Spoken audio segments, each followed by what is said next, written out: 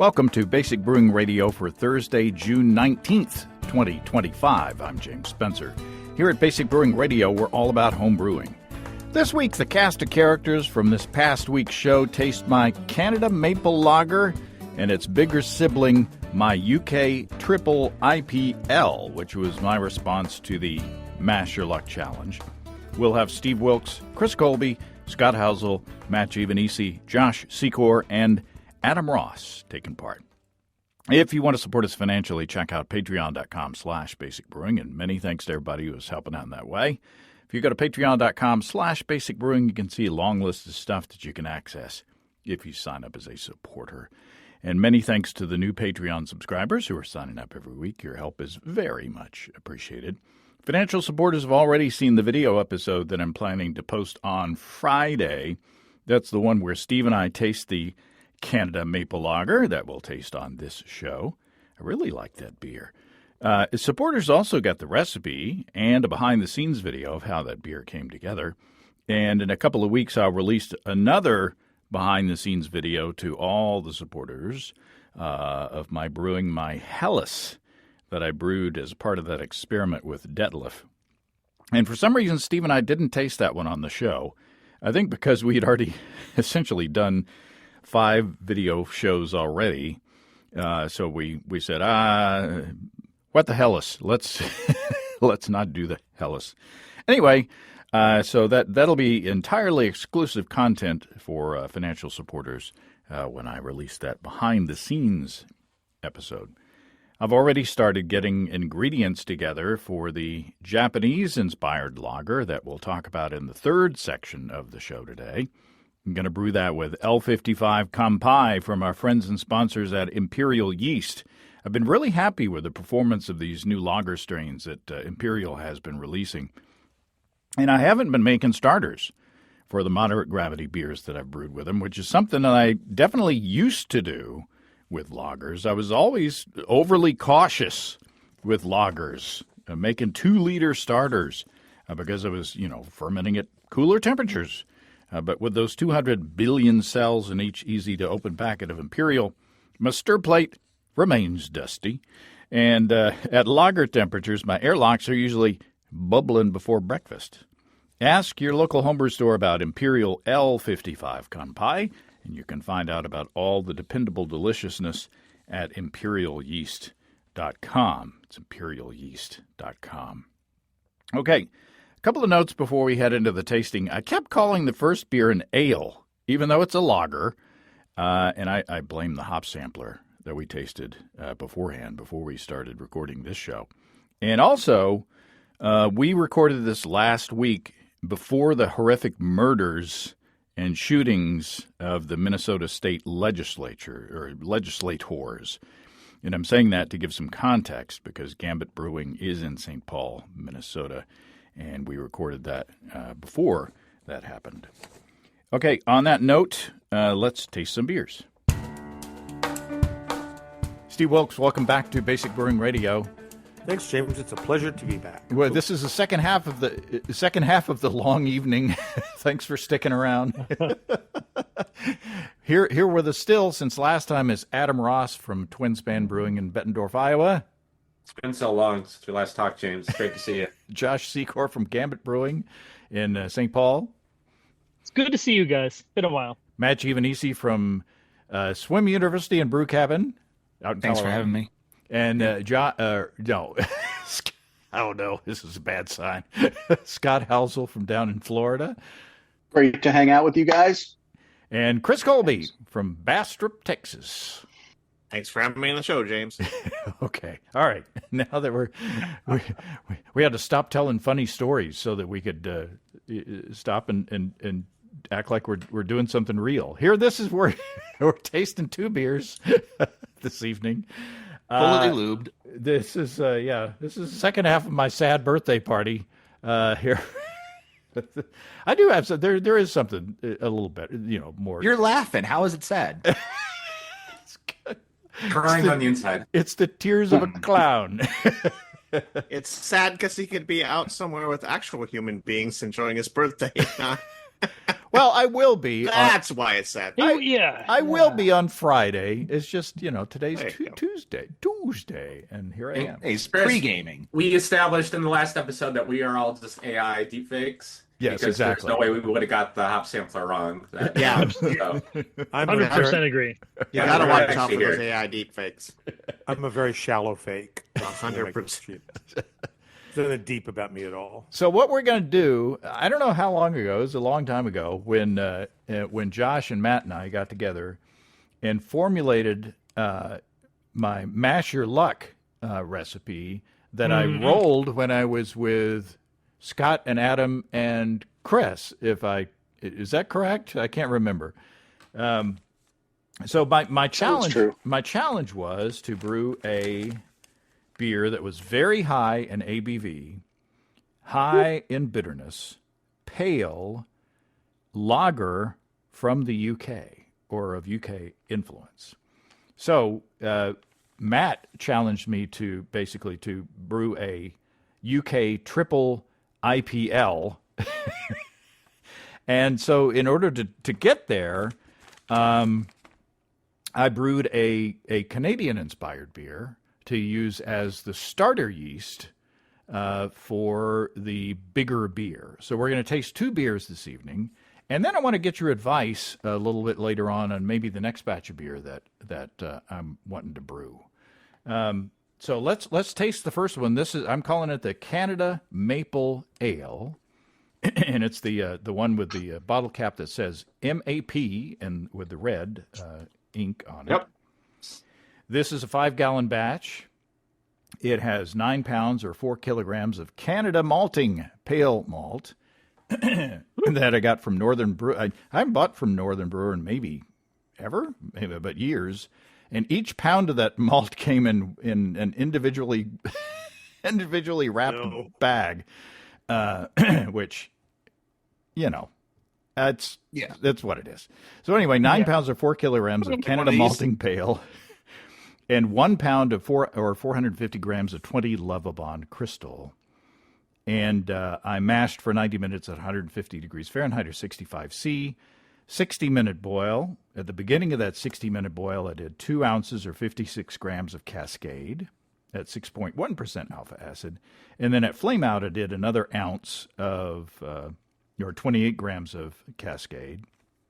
And after I chilled down a bit, I added around 8 ounces or 235, I think, milliliters of grade A maple syrup. And then I chilled down to 56 degrees Fahrenheit or 13.3 C.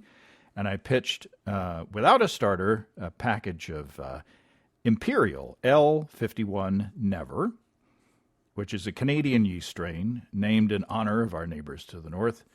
And I fermented at that temperature until my diacetyl rest. Original gravity 1053, final gravity 1010 for an ABV of 5.6%. And I think it's pretty dang clear. Mine is, at least straight out of the keg. Yeah. Yeah, mine too. So cheers, guys. I don't think we cheers. Cheers. We drank 3 beers last time. We didn't cheers once, I don't think. Oh, we did. I got a photo. We did. Oh, that's right. AI deepfakes, guys. The deepfakes did it. Yeah. The deepfakes are it's all about the deepfakes. So, Steve, this is, I think, your third try at this beer, or actually your fourth, because we started to shoot it, or actually we did a whole video episode, and then I noticed that I wasn't rolling tape. So Yeah. we did it again. I don't think I've ever done that For before. the second time. No. So you're Not quite all years familiar we've with been this doing beer, and it's a what would you call it? An amber color that comes from the maple syrup. What do you think, Steve? Well, I like the beer.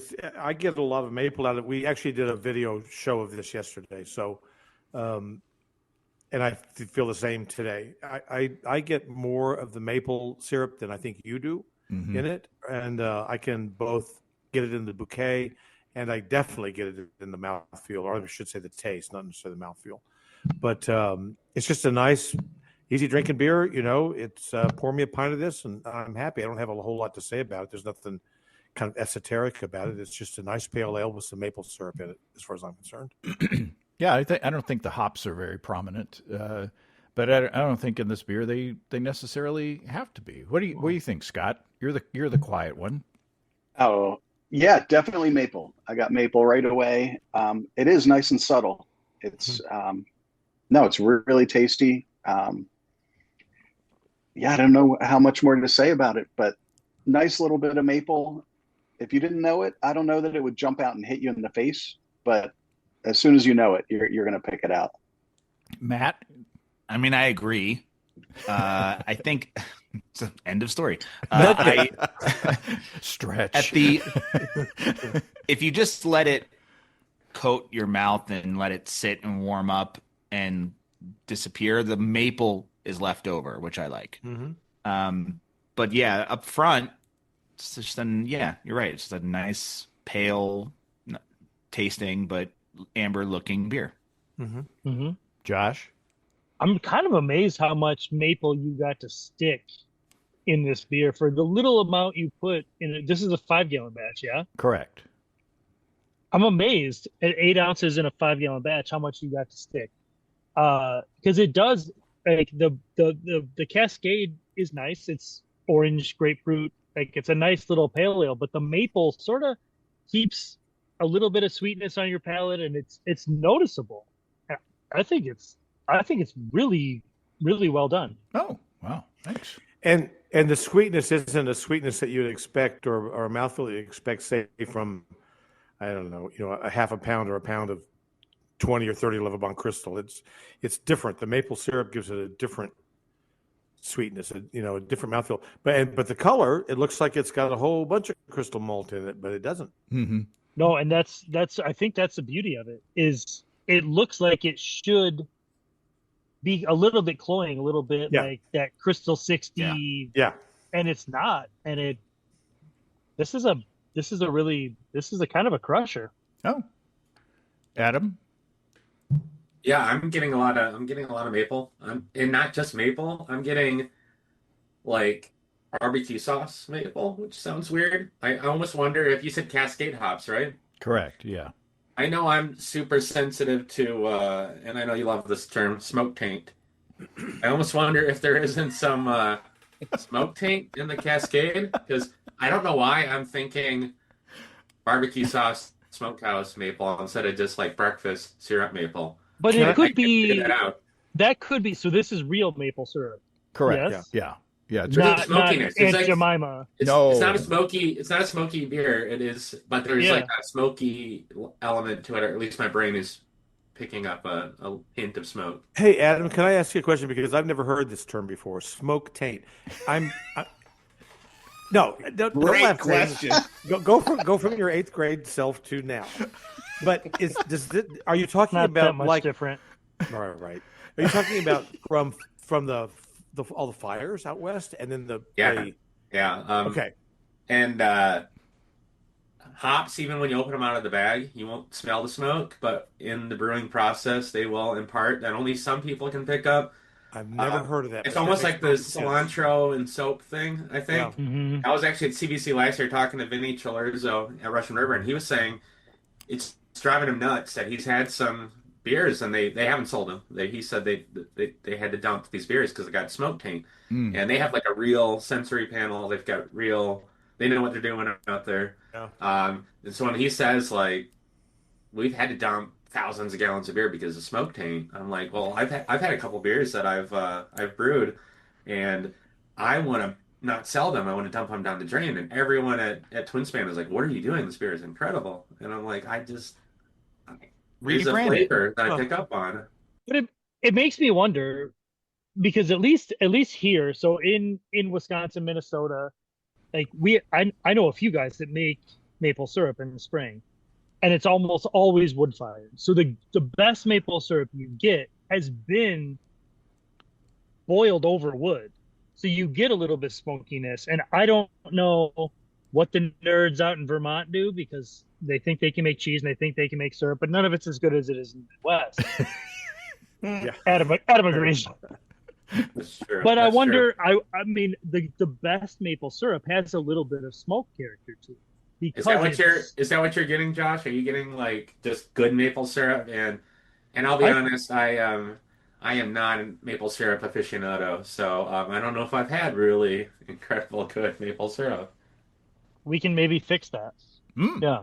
I'm headed your way here soon, Josh. Yeah. Yeah. We discuss offline. You're on the stalking list. We haven't heard from Chris Colby on this beer yet. It's not a raw beer, I know, but what do you think? Thank God. Yeah, no, it's good. It's nice and balanced. I mean, maybe a little more hops would be appropriate. And I can taste, it's definitely grade A maple syrup versus grade B. Hmm. And like my palate tells me it's maybe from northern New Hampshire. Because I'm just a deep AI fake and I'm making all this up. But no, it's a decent beer. It tastes great. It's balanced. You can get some maple out of it. It's nice. And there's certainly no fermentation flaws. I think the Never really did a good job.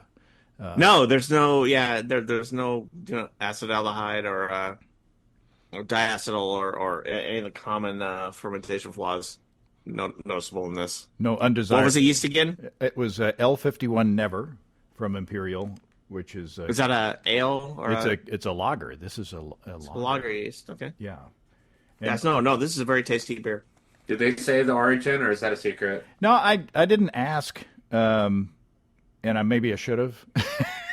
I mean, all I know for Canadian breweries, and it's probably terrible, is I know Labatt and I know Molson. Molson. Does there moose Sleeman head? still exist? Is Sleeman Brewery still there And in Canada? And I guess it technically Coors is a Canadian brewery, right? Right. Well, Oh, it's golden. But aren't they owned by Molson? Are they? Who knows? Who knows? They were at one I point. think they're owned by the Brazilians now. I think so. The multinational conglomerate nonsense that's owned by. We need to check Mike Tonsmeyer's chart that he keeps updated of who owns whom nowadays. So what I did was I fermented this beer, and then I let it settle. I brewed it on the April 26th, and then I kegged it on May 11th, which is the same day that I brewed this next beer, because what I did was I kegged this beer and then brewed the bigger beer and racked that bigger beer wort on top of the yeast cake for this beer. And boy, it took off like a rocket. I don't know if you want to you want to taste the. Are you ready for the big beer? The really big beer now. Sure. Can I butt in? Yeah, yeah, please. April 26th is my wife's birthday. Oh, And May 11th is our anniversary. oh Wow. For you, And I buddy. really hope that I'm correct. And I didn't just misquote something. How Does But, she listen, no, does she listen to the maple- show, Scott? Yeah, she'll listen to it, Okay. but maybe not this one. well, happy anniversary and birthday. That's kind of cool. Birth anniversary. Now, the carbonation is I'm not. getting notes of Harlequin hops in this one. Oh, definitely I Harlequin. see. Now, pour with vigor. This one, it does not have the carbonation of the previous beers. Wow, It is. that's boozy. It is super yeah, cloudy. it's real boozy. Super cloudy. What's the ABV on this? Well, let me tell you. Okay, so remember the challenge was to do a beer with very high ABV, high bitterness, pale lager from the UK. So what I did was I started with 9 gallons or 34 liters of water, and then I did a reiterated mash, Chris Colby, Wow, which good for you. which I learned from. Did you come up with that or? Yes, Wow. that was me. The inventor of the reiterated. Other people have done similar things, but I refined it. And Scott Housel just recently did did you do a reiterated mash? I sure did. Well, there you go. Yes, I did for my big lager. How did it turn out? Oh, really good. I want a new category for Master Luck. Does Scott overcomplicate his brew day? And I want 9 no's and I want 1 maybe. Because the kitchen was full of every piece of brewing equipment I owned by the time I was done. I completely love making things more complicated than they need to be. Like, if I could do that, I am a happy camper. I'm just like, oh, that's awesome. Yeah. And then I finally ended up with a sour Saison light on both at the end with the same grain bill, kind of a party guile kind of thing. Wow. Nice. Wow. Okay. So anyway, back to James. Okay. So what I did was, so this was 20 pounds of grain in this 5-pound or 5-gallon batch, or it didn't turn out to be 5 gallons just because of, everything. So what happened was I put 10 pounds or 4.5 kilograms of Maris Otter into that water to begin with in the brew in a bag system, and I mashed for an hour. I took that out, and at that point I had a wort of 1028. So I put the second 10 pounds or 4.5 kilograms of Maris Otter in there and rested that at 150 degrees Fahrenheit for 1 hour and 14 minutes. And I took that out, and so I had a wort of 1057 starting gravity. I put into that, I added a pound or 450 grams of table sugar. And for the full boil, I wound up boiling for an hour and 45 minutes. At the beginning of the boil, I added 12 grams of Magnum at 14.4% alpha acid. 40 minutes later, I added an ounce or 28 grams of UK Fuggle. Then at the end, at flame out, when I reached my target original gravity, I did what Matt Giovanisi recommended I do, and I put Just Matt, not me. Yeah. No, that's not true. But I put in 4 ounces or 113 grams of UK Harlequin, and this was the 2023 crop. I neglected to say that earlier, at 13.4%, and I let it sit there for 15 minutes with no chiller action, and by the end of that 15 minutes, it was down to 180 degrees Fahrenheit, just as Matt predicted. So then I added 4 more ounces or 113 grams of the Harlequin and let that stand for another 15 minutes. And then I chilled to 60 degrees Fahrenheit or 15.6 C. And I pitched, I poured that wort onto the dregs of the maple beer and fermented at the 60 degrees Fahrenheit. Then I did my diacetyl rest a few days later, and then I dry hopped with almost half a pound, 7.5 ounces or 213 grams of the Harlequin in the dry hop. So the original gravity was 1097, final gravity 1011 for an ABV, according to the brew father, of 11.4%. But then I looked at the special calculator on Brewer's Friend, and the special high gravity calculator said it was like 12.4%. You made it. So, yeah. Up there.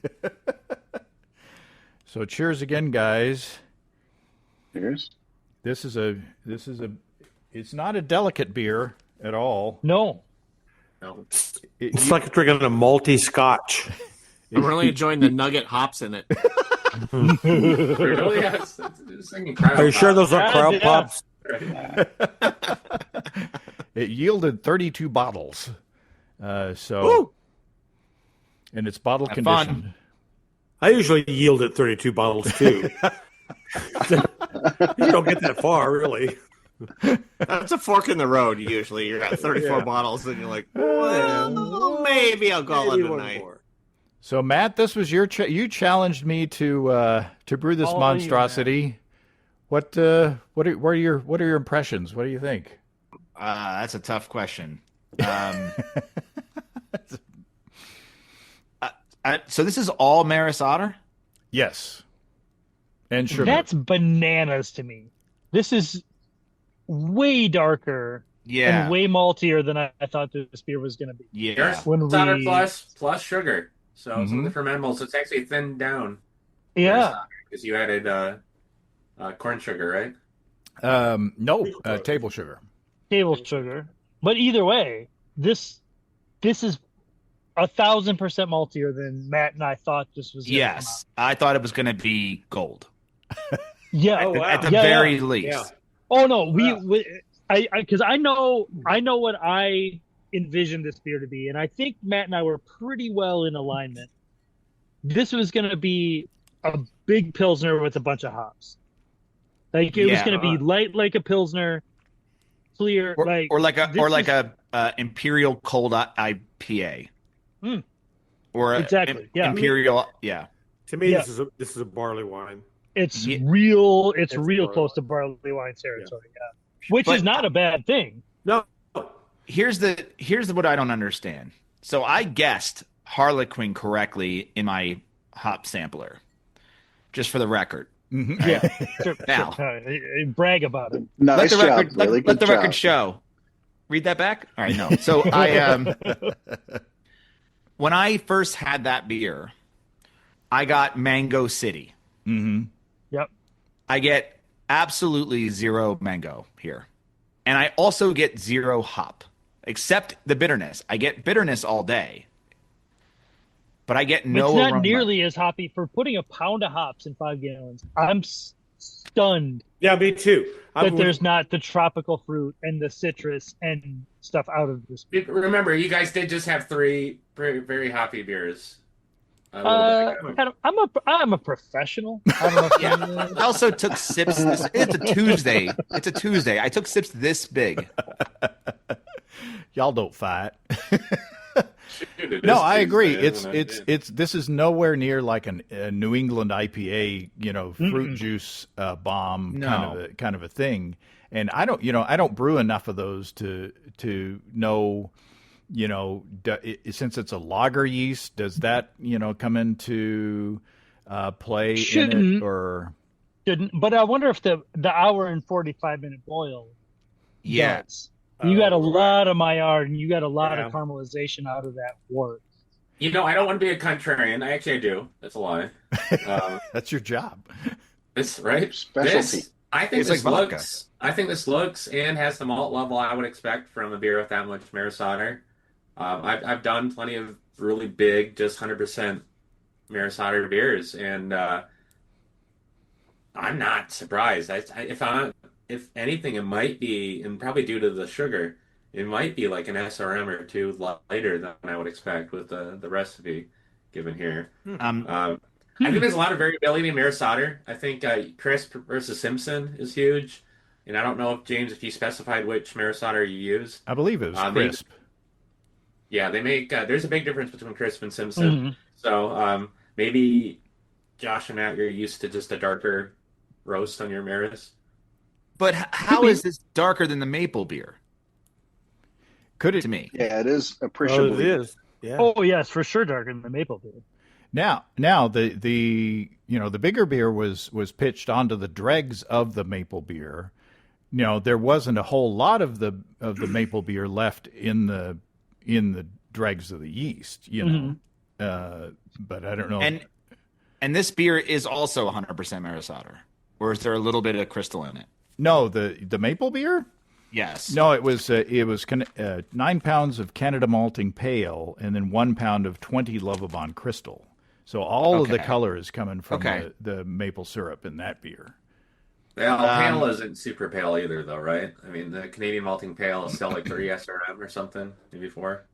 Is it at all possible that I'm tasting oxidation and I'm not very good at sensing that? I think there's a little bit of oxidation, man. I think you're right. Pouring out of the Like, is that bottle, why I'm not getting the hops I want to get from it? I think so. I think this beer would benefit from a little more time aging before we crack it open. It would take the edge off the alcohol. It would build up a little more carbonation, and it might scrub out some of those oxidizing compounds. When I was pouring it, it had that slight.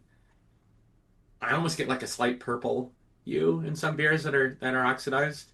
I mean, and it looks and tastes, and this is going to sound like a backhanded compliment, James, but this tastes and looks and smells like a dusty bottle of like a British beer that I find, but in a really good way. Like, whether intentional or not, um, Were you going you for got a little dusty bit old of that bottle age. when you were when you were Yeah, yeah, that's my nickname, Dusty Old Bottle. dusty old bottle? Well, I mean, to tell you, Matt, you've got the brew house to die for. You've got the dream homebrew brew house For home use. for home use. Yeah. So you have all the tricks of avoiding oxidation. I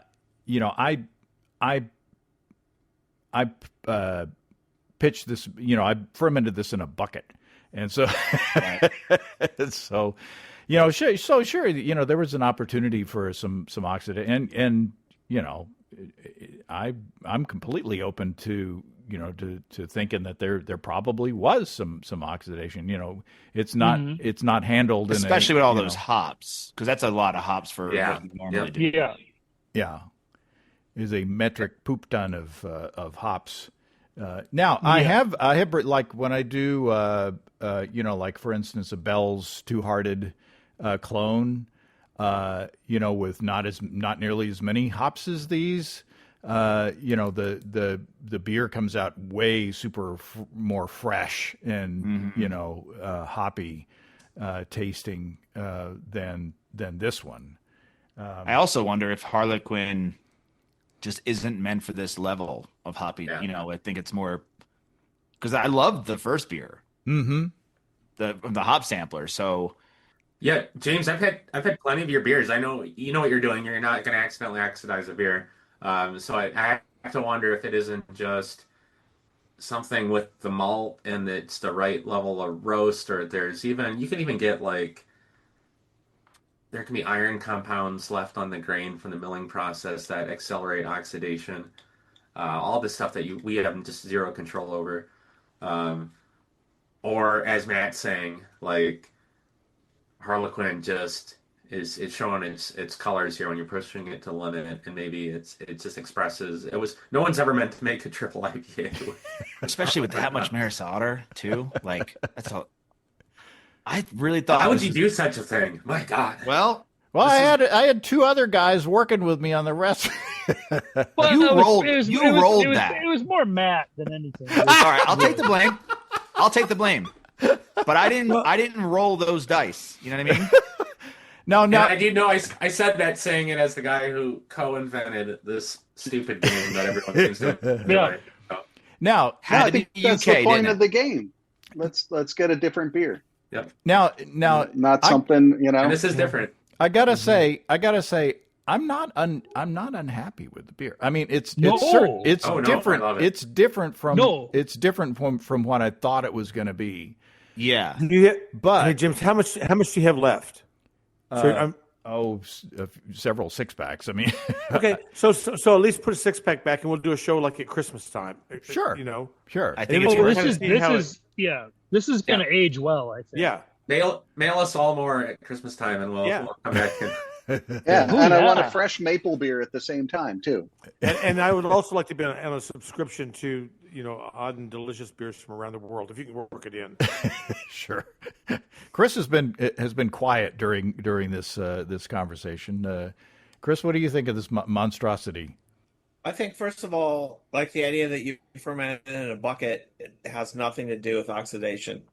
The amount of time it spends in a bucket is short. The pressure of the CO2 being that's not really going to contribute to oxidation in any way. And then beyond that, I don't know. What about dry hopping? Dry hopping can. If you dry hop with whole hops, the oxygen entrained in the bracts or whatever can contribute to that. But these were pellets. Okay, pellets is less, but it's still But a can. lot of them. Yeah. Yeah, it's less, but it can be a thing. I know 8 ounces for 5 gallons is dry hop is still not. You're not in the territory of like Ridiculous. you look at it No. long and it oxidizes. You're not in that territory yet. Well, and you would think you would get enough hop creep out of that much dry hop to scrub off whatever oxygen you put in. Well, plus right. this is a lager, and I had the primary fermentation was past where I would normally dry hop. Like, usually I follow Scott Janish's advice, and while the fermentation is still a bit active, Right. Mm-hmm. that's when you dry hops. That way the yeast can scrub any oxygen that's in the hops. And so this was after the diacetyl rest that I did the dry hopping, so maybe that's a factor. I don't know. Or bottling, maybe. Well, it's interesting that Josh mentions hop creep as a thing, because that's a real thing. Mm-hmm. Mm-hmm. And if you add hops, and then that turns on a secondary fermentation, that should scrub. I mean, you should not have any All worries right. with oxidation at that point. I'm not getting diacetyl though, and it's usually No. the bigger Okay, no, indicator of diacetyl. hop creep. Yeah. Usually, I think when I taste the beer that's oxidized, it has like a caramel flavor to me, and this doesn't have that either. It has maltiness.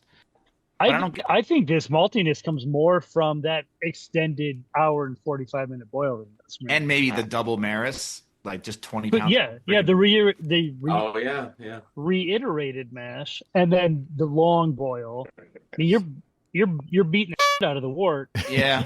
The stuff out of the wort. You can bleep that and fix it in post. That's right. But I mean, you're working it before you even get into the fermenter.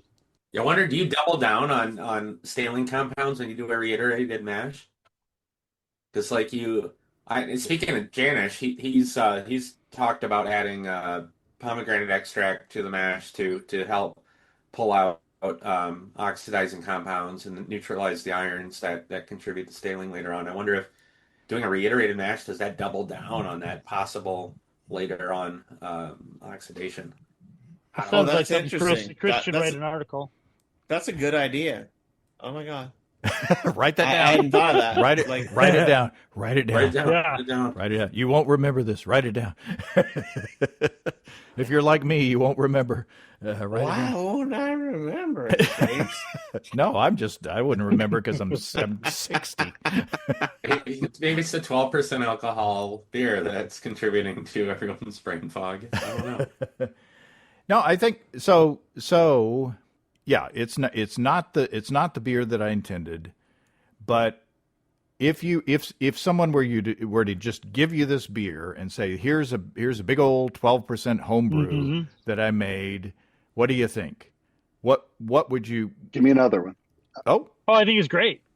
I would call it 100%. I would call it a barley wine over a triple IPA. It's a barley wine. Yeah, definitely. I love it because I wouldn't call it a barley wine or a triple IPA. I think this is one of those cases where we actually invented a new style with the mash your luck. So Triple barley wine? Yeah. This is an ideal outcome, I think. I don't know what I would call this. It would do terrible in competitions because no one would know what to make of it. DDH barley wine. This is an Arkansas ass kicker, I think. Arkansas ass kicker. There you go.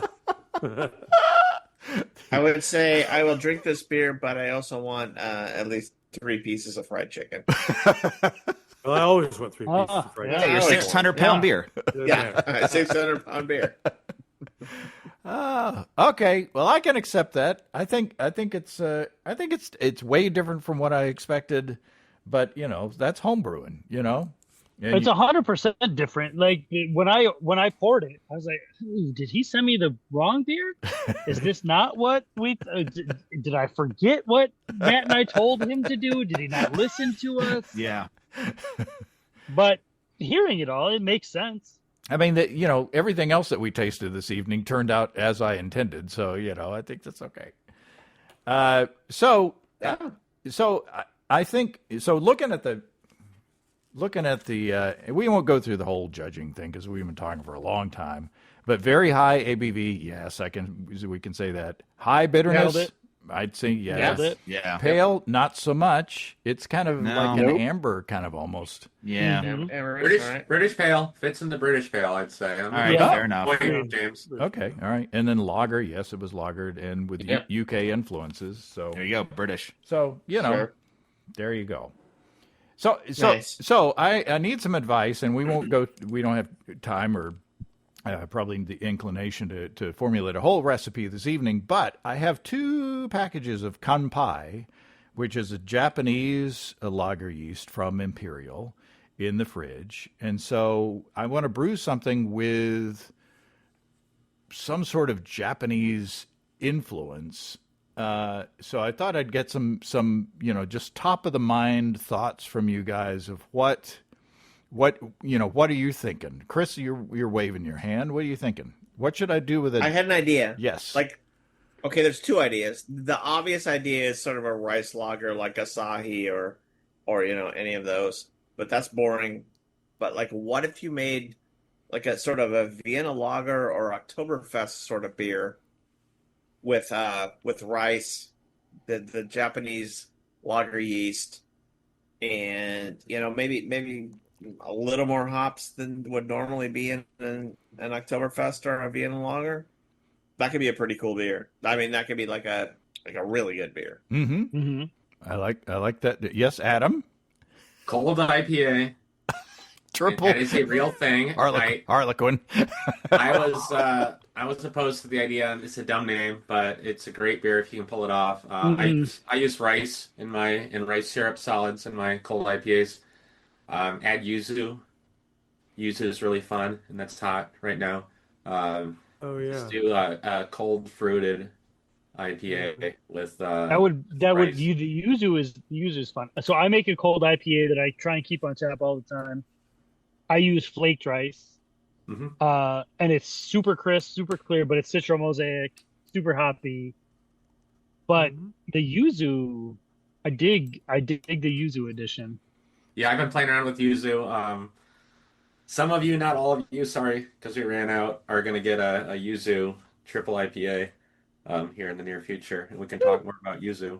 And tell those of us who don't know what yuzu is. It's like lemon, but it's not as bright. It's not as tart. It's kind of got an earthy component to it. It's almost more like lemon crossed with, I don't want to say tangerine. It doesn't cross over in orange territory, but it's just kind of more of an earthy kind of lemon. So do you get the fruit? Do you have a source for yuzu, the actual fruit? No, it's an extract. I tried to find the real fruit, and oh my god, that is expensive. What if you did? What if you did a Japanese rice lager but dry hopped with nori? Yo. Seaweed, dried seaweed, like a seaweed, like a Interesting. super oceany, Yeah, almost like a hot tub. What about like a Japanese goza? That's thinking outside the bento box. That's right. You could do nori and yuzu as a Japanese goza. I'd pay a yen for that. That is the money. I would, yeah, absolutely. I don't Just know what one a yen yen, costs, right? but That's I would it? totally pay. Yeah. Yeah. I'd pay My- 100 yen for that. My idea is to brew a dry rice, but a very dry Japanese style beer, but then a little cherry blossom. Get a little cherry, just a little bit, because it's the cherry blossom. So I know it's a cliche, but that would be my But take it on could be, yeah. Can you add cherry blossoms to beer? I don't know. Oh, okay. I mean, it's It's gonna be just- poisonous for all we It's know. a concept at the moment. Yeah, everybody out there, do your own research before you add Well, anything to your beer. The mileage may vary, but just the idea, but not a big fruit beer, not like this is a cherry beer, but just Right. just that hint of cherry floating over the top of Mount. Well, I've got some of that cherry extract. I could just waft it over the Just a, yeah. Put 6 ounces in. unopened. Just waft it over the beer. Yeah. Just put the bottle next to the fermenter. That's right. Scott, you're a man of sophisticated tastes. What are you thinking? I had thought of yuzu first when you put the question out there. I love the cold IPA idea, and I mean, can you a little bit of ginger? I always want to put ginger in things, and Yeah. Steve? like a cold No, IPA with some ginger. No, But I'd really like the nori idea. But no, Steve. He said the word ginger. I can't. I'm not doing it. oh, that's doing why you were calling on Steve. Do we have to make no, the thanks. Vegas Island joke? Is that the thing? Yeah, you're Or- gonna pass up a Marianne I'm reference. passing it up. Oh my Passing it god! up. I'm we more all mature know than you Steve's are. preferences. That's right. I don't know if I've Getting ever older. told this story on the show before, but my wife Susan met Dawn Wells, Marianne. Right. She was in a college dorm. Her Dawn Wells' niece or something was going to school at the college, and so anyway, I have like 2 degrees of separation from me and Marianne, which is probably legally wise. So anyway, Yeah. Wow. Keep it that way. Wow. Sir, you're talking to a ginger. That was my jerk reference by way of my hair. sir, I'm a ginger. You are speaking to a ginger. He hates these cans. He hates these cans. Damn these glasses, son. Yes, sir. I damn thee. I damn thee. Okay, so we got Nori, we got Yuzu, we got Ginger, we got a Throw ube in there. That is not That's African. Japanese. That's African. Just make it purple though. Ube is, Oh well. Ube is Filipino? Philippines? Oh, is it? I thought it was African. Maybe it's African? I don't know. Maybe better just cut this part out, James. Let's Watch cut it be this all out. Japanese. Bunch of white dudes wandering Yeah, about no. Argentina. And it could be that, I've got contacts at the University of Arkansas who are doing all this kind of research on Arkansas rice and all the different varieties and the sake things. And maybe I can get some really interesting. Filipino. Really interesting varieties of rice. That would be super cool to get some right. local rice, and yeah, that'd be awesome. Yeah, nobody grows more rice as a state than Arkansas. So, of course, not up here because we got too many hills for you to build a rice paddy on. But down in southeast fair. Arkansas, So you have to brew a cold IPA and a rice lager. so You're Arkansas right. So we're going to have to. I'm going to have to go back and take notes after I hear this conversation. And Yeah. so it's Scratch the ube. So I'm dodging. I'm using this to dodge another Mash Your Luck challenge. so that I can. This is a recipe development challenge, not a Mash Your Luck challenge. So it's somebody else's turn next time. So, well, guys, gosh, I still have a lot of beer to drink. Wow. After hours, after dark episode, or what are we doing? I don't know. This is Come on, I got a big Kahuna burger for you. Yeah. this is more. El Royale with cheese. Yeah. Bring out the gimp. All right, now, you guys, I appreciate you taking all the time to spend. We got 2 shows out of the day. And anything for your birthday, James? Well, thank you. very Absolutely. I didn't Happy get you birthday, anything else buddy. for your birthday, so much. Plus, there you go. I sent y'all beers for my. You sent me birthday. 5 beers. for my birthday. So, It's fucking great. I appreciate you guys and helping keep this choo-choo going down the line. And I have to give another shout out, as always, to Steve for being with me for more than 20 years because we started. Yeah. We made the DVD in like 2020 or in 2004. So Yeah. So it's been a long. What's the Grateful Dead song? It's been a long. Anyway. Long, strange trip. something. Strange trip. All right, guys. Well, I don't know what to say, but thank you, and good night. Happy birthday. Yoo-hoo! Happy Happy birthday, buddy. James. Happy birthday, James. Woohoo! Thanks again to everybody. I've sent out the next round of the Hop Sampler. I don't know if we'll be able to get together again to record before next week, but I do know that I'm going to take the first week of July off because we've got friends coming to visit. We're going to go see Elvis Costello in Kansas City. So stay tuned for details of when the next show will be. If you have brewing questions, show suggestions, or just want to say howdy, write to james@basicbrewing.com or just fill out the contact form at basicbrewing.com. And please don't forget to tell us where you're from.